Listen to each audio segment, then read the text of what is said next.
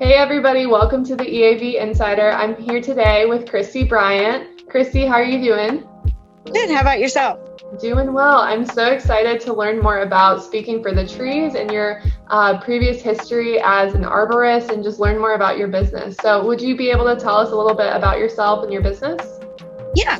So, again, I'm an arborist, which for those of you that don't know, is a person that works with trees. Specifically, my job is to diagnose and decide if a tree needs to come down or if it can be saved, and then prescribing the treatments and sometimes even applying the treatments to save the tree. Awesome. And how did you get started as an arborist? So I got started backwards. Most people need a job and work with a friend and work in arboriculture and work their way up and climb trees and then own a business. I was backwards. I was a landscaper. I'm getting kind of irritated about the same questions over and over with the same clients and working with crews. And, I just got tired of it. And then '07 was happening with the drought, and then '08 happened with the economic collapse. So it was like, oh my gosh, I need to boost my resume. So I got my ISA certified arborist certification, never intending to be an arborist, professionally be an arborist, just to make me be a better landscaper and look better to hires. And then as all things happen, I did a volunteer event and met my later boss and then mentor in the industry. And he's like, no. I came in through this landscaping stuff too. You don't want to stay there. Come to the tree world with us. I ended up actually working in the tree industry with trees. Awesome. So what does a typical day in the life of an arborist look like?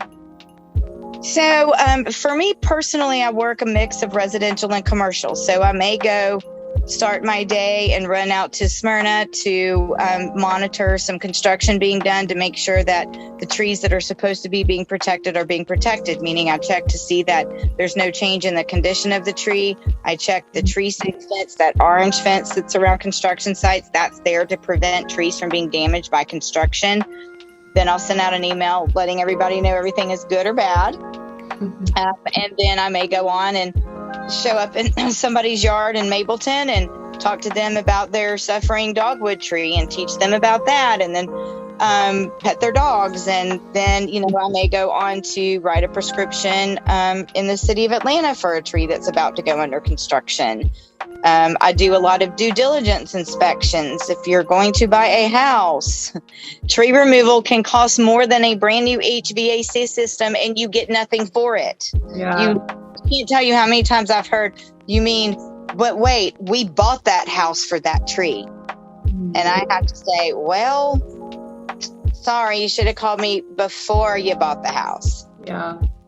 So, a lot of just run the gamut. If it involves tree, I can help you. Perfect. So we had a few readers submit some questions, and they're mostly about house buying processes and when there's a tree involved. So the first question is, there's a tree by my house. How close is too close, and when do I need to think about removing it? So trees are not aggressive.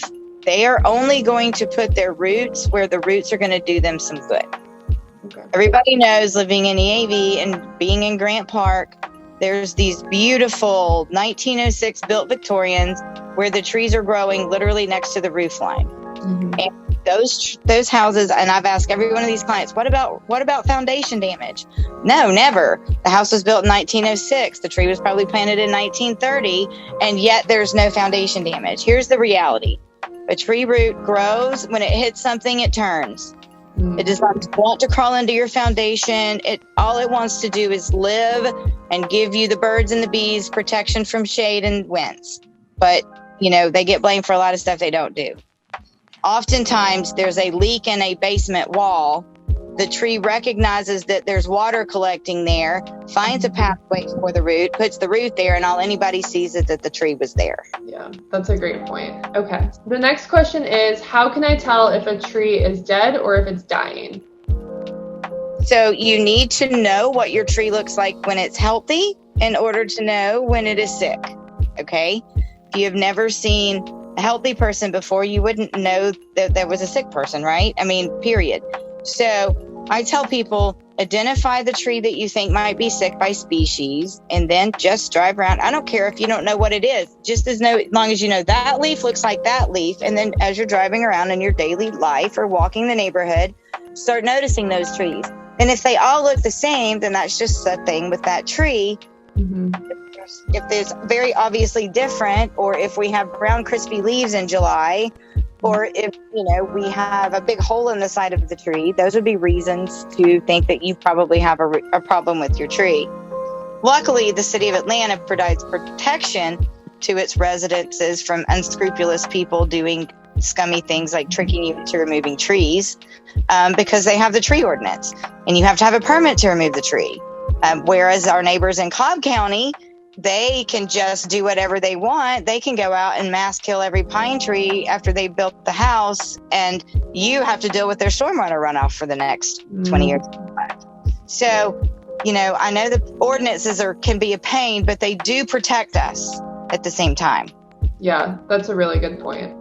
Okay, the next question, and I think you'll enjoy it. What was your favorite memory of East Atlanta Village? I have so many of East Atlanta Village, and a lot of them weren't sober working moments. But honestly, it is, it's the community part of it that I love the most. I would say my best memory of EAV was after 3 years of playing cornhole on Wednesday nights at Midway. Our favorite waitress was injured in a motorcycle accident, and watching the community circle Taylor in love, and watching all of Midway, and watching, it's just those, when Patrick the bartender was murdered, watching the candlelight vigil, watching all of that. Those are horrible things that happen to people, but it's the community at the end of the day, and that's what makes Atlanta really special. Yeah, absolutely. The community keeps everybody just together and so tight-knit in hard times. Yeah.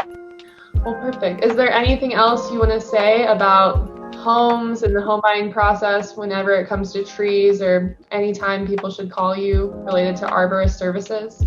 Yeah, just if you are buying a house, if you are thinking about buying a house, if you have a friend that is thinking about buying a house and it is more than 10 or 15 years old, you're probably going to have some trees that need to be checked out.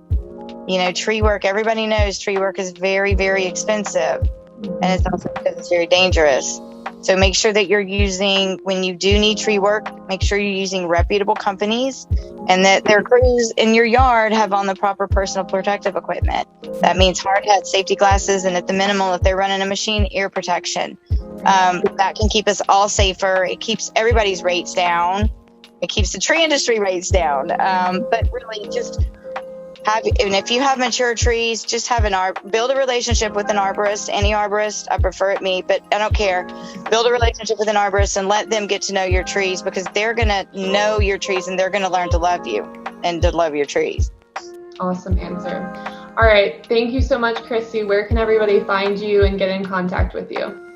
So it's best to get me by phone because I'm old and I prefer personal contact. And I try to always answer my phone, but it is 770-823-5374. I do email. It is Christie, CHRISTIE @speakingfortrees.com.